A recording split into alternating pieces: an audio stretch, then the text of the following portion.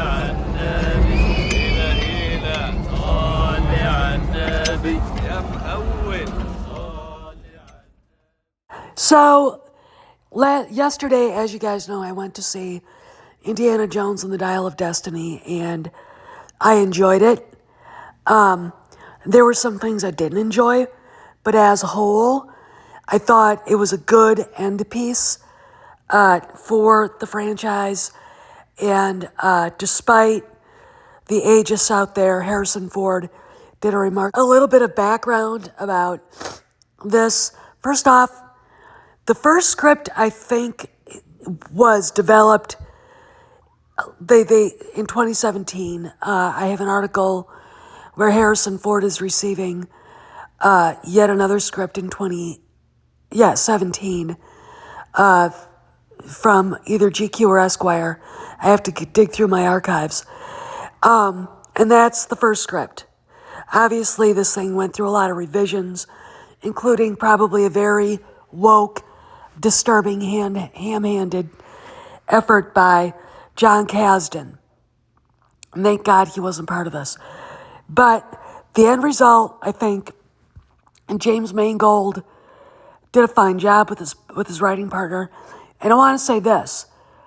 Despite the naysayers, and they know who they are, I'm looking at you, Doomcock, I love you, but you got to come off the ledge sometimes. What they did to repair the movie was enough for me, okay? And as this review goes along, I will explain why. There are a lot of people on here going, I'm not going to see it. And it's like, then don't comment, okay? If you're not going to see it, if you're going to sit there and cry about something that wasn't a big deal to begin with, if you actually saw the movie, then don't tell me that. I don't care. What were there political commentaries? Well, they had anti-Vietnam peace protesters. Who cares? Okay. Waller-Bridge makes a stupid comment about capitalism and stealing, and okay, fine. All right, whatever. So, in the beginning, we've got Indy being captured, and when they lift the bag off his head, it's Harrison Ford. And I felt the CGI wasn't obvious. There was a few parts to it where it was, but the CGI was good enough. Meanwhile, his buddy Basil Shaw, played by Toby Jones, is captured by the Germans, and he's being held by this SS colonel who is questioning him before he basically shoots him. Okay, and Indy discovers that he's been captured.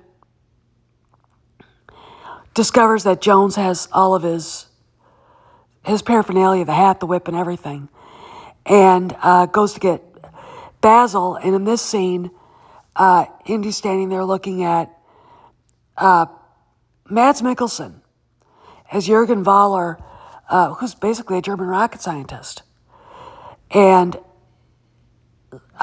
grabs the fedora and punches Voller in the face. By the way, this is where Harrison Ford got hurt.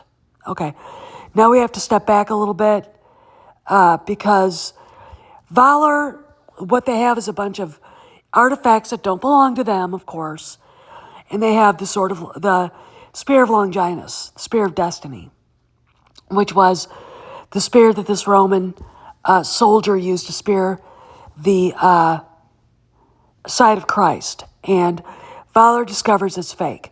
Thomas Kretschmann, playing the SS colonel, who is freaking awesome in this role, by the way. I mean, he's like freaking that guy. If you ever wanted to see what maybe a balls-to-the-walls, fanatical Nazi Waffen-SS officer was like, it's this guy right here. He's freaking out because this is the thing the Fuhrer wanted the most. Now, this artifact, again, like I said, Voller discovers it's fake. And Indy knows it's fake too after he looks at it. And Crespon has a freak out. Now, Crespon follows Indy and Basil up to the top of the train, and they get into a fight. Basil accidentally shoots Indy in the arm. The scene where he goes, sorry, that Indy uses his whip. It's the only time I think he actually used it. And gets the gun away from Basil, or the SS Colonel, and Basil actually kills the SS Colonel. And then, and the reason why is because Basil, the reason why Mads Mikkelsen follows him up to the top of the train is that Basil says they got the Antikythera device. So Indy grabs it. Now it appears here at the end of this chase scene that Indy gave up the Antikythera device over a river. But we'll get back to that in a minute. This was probably, this whole scene, flashback to World War II, was one of the most Indiana Jones moments you could ever get, okay? And it ends up at the foot of this bridge in Scotland. Harrison Ford, Toby Jones. Now, you can't see it, but Harrison has a bunch of little black dots on his face. This is where the techies, the CGI guys who de-aged him, those are the points they used to make him look 45 years old again. Okay. 44. Okay. And again, we have Mads Mikkelsen as Jürgen Voller. Jürgen Voller is a physicist, rocket scientist who went to the United States with Operation Paperclip. If you've ever seen The Right Stuff, he's sort of based on the scientists that we had. Wernher von Braun. Okay. But Wernher von Braun, you know, this history is complicated, and I think just by the fact that we did bring these guys over to the United States to work on rocket technology, people like Kathleen Kennedy like to shove it in our faces. And the history is so complicated that I really don't know if she knows anything about the history or even James Mangold. What you're dealing with is people doing history with a bias, anti-American bias. If you were a German and you were in the Nazi Party, and of course, Wernher von Braun had to be part of the party or he would not have gotten where he got to, you should be executed in their opinion. And that's historically ignorant, in my opinion. So let's go to 1979, or 1969. First off, Indy wakes up shirtless at the apartment's disaster area, Cockroach Central. He gets woken up by the kids downstairs partying because the astronauts were having their ticker tape parade through downtown New York. And he had a class to teach, so he's there and he gets interrupted by the kids bringing in a TV to watch parade. And so he's going back to his office. They give him a retirement party. And then he runs into basically Phoebe Waller-Bridge, who is in the classroom answering questions. She follows him into a bar, and he says, basically, it's my retirement day to her, so they drink up together. And he doesn't recognize her as Basil's daughter. She starts asking him about the Antikythera device. Now, her father, Basil Shaw, had basically that part of the device that we all thought was lost. She said, she's like, well, we could go look for it. And Harrison Ford's like, wait a second. So Indy takes her to the archives where they've got so many antiquities in the museum and pulls it out of storage. He had kept it, gave it to Basil. Basil went nuts over it. So while they're talking, the CIA, along with this so-called German rocket scientist named Schmidt and some goons he's got, Boyd Holbrook and this humongous dude whose last name Richter, the Dutch giant, go in, kill the chairman of the archaeology department and his secretary, and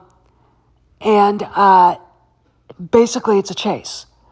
And Indy gets captured, Phoebe Waller-Bridge gets away, and Indy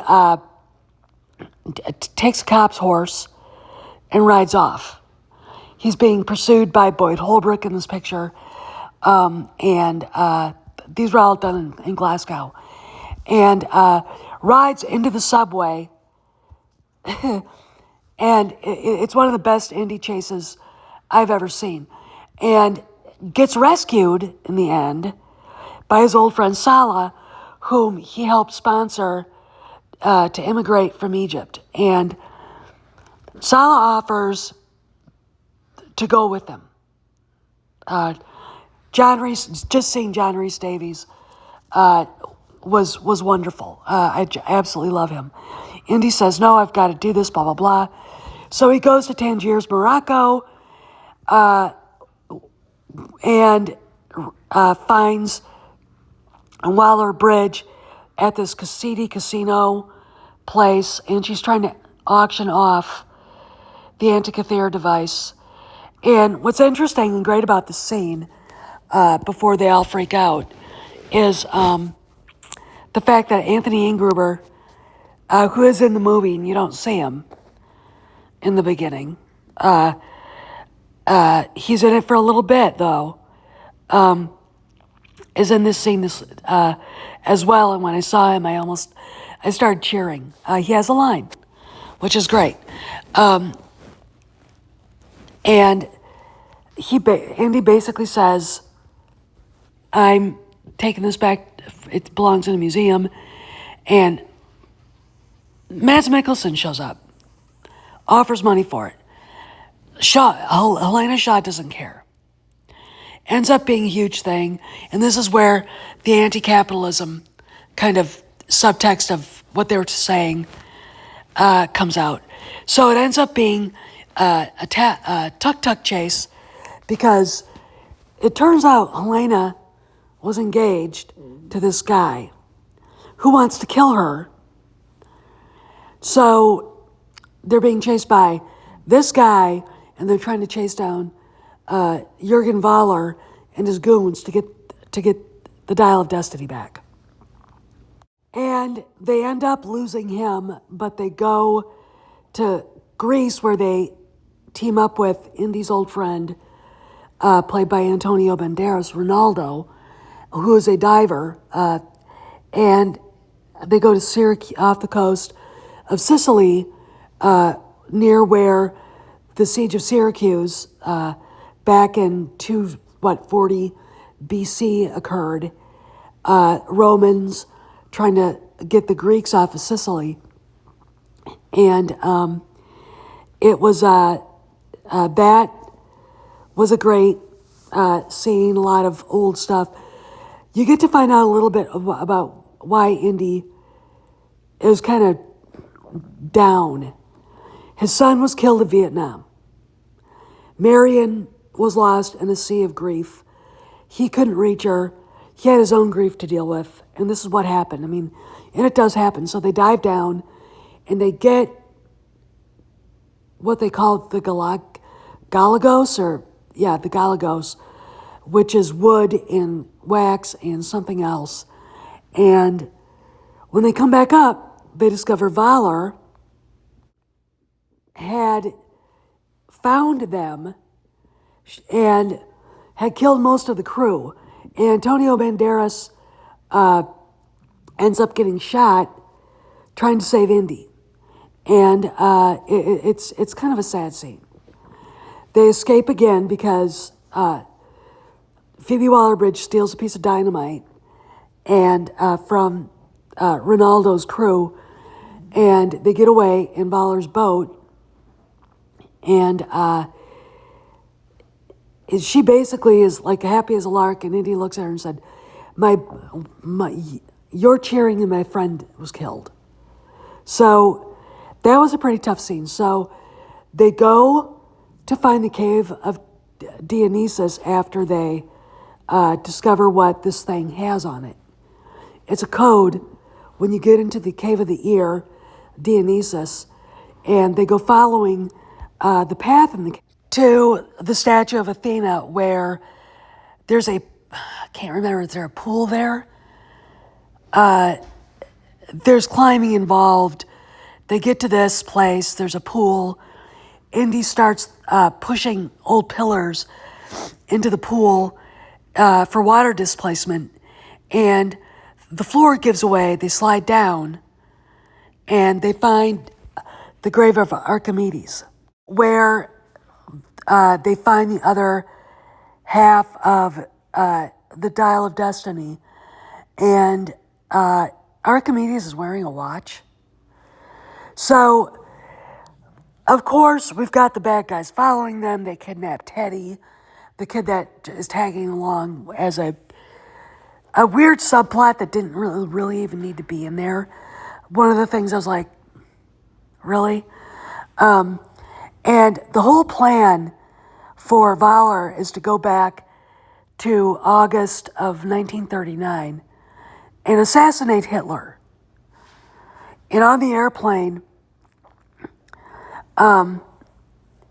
basically Indy goes, what kind of Nazi wants to kill the Fuhrer? And Voller says, one that wants to win.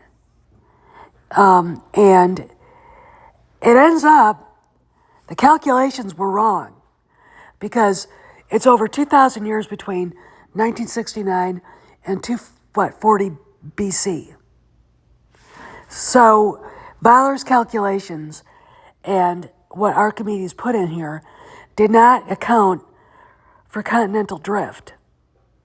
And so what happens is they end up flying into the siege of Syracuse, and the plane gets riddled with these big, huge spears being thrown, launched up by catapults by the Greeks, and they end up getting shot at with fiery arrows from the Romans. And the plane is battered. It gets battered on the way through the storm. The Fisher in Time that, Indy at first said never existed, but it did. And Voller loses his mind. Indy gets shot. Helena ends up back on the airplane. I could tell you how. They get away in a parachute. And Indy gets to meet Archimedes. And Indy decides he's got nothing back in his own time, and he wants to just stay. And Helena ends up doing the one right thing she does through the entire show. She punches him in the mouth and knocks him out. Gets him on the plane that somehow Teddy flew with the pilot going, what the fuck? And the next time you see him, Indy is back in his apartment, which is suddenly clean and sparkling. And Helena's there, asks him how he is, and he says his jaw hurts. And the door opens, and Marion walks in with bags of groceries. And he goes, Marion, what are you doing here? And she said, this place you had no food in your refrigerator. And she started to put food away in the fridge. And then Sala walks in with Teddy and his grandkids. And basically, Helena says, let's go get ice cream. So they leave and give Marion and Indy a chance to talk. And actually, this is the best result. Okay, he doesn't die. She doesn't get the whip. And really, anything that the guys were all crying about didn't happen, okay? So in the end, it was good. The Teddy subplot could have been done a different way so we didn't have to waste time with him. While Helena is literally the most unlikable female character in Indiana Jones, I respect Willie, I don't respect Helena. She didn't bother me. So all in all, I give the movie a 3. It didn't disrespect Indy at all. The ageist are going to ageist, and really that's all you can expect. But instead of listening to the people who are crying about it, go see it and judge it for yourself. Okay? Go see it and judge it for yourself. Okay? Phoebe Waller-Bridge does not take anything away from Harrison Ford. All right? I guarantee you, any of that shit was... Bob Iger said, you got to take that out. And they did. Okay? Mangold did a fine job directing these guys. And I had no problems with it. And anybody who has a problem with it, they should actually look at themselves and see why they're so insecure. Are they insecure about their own aging?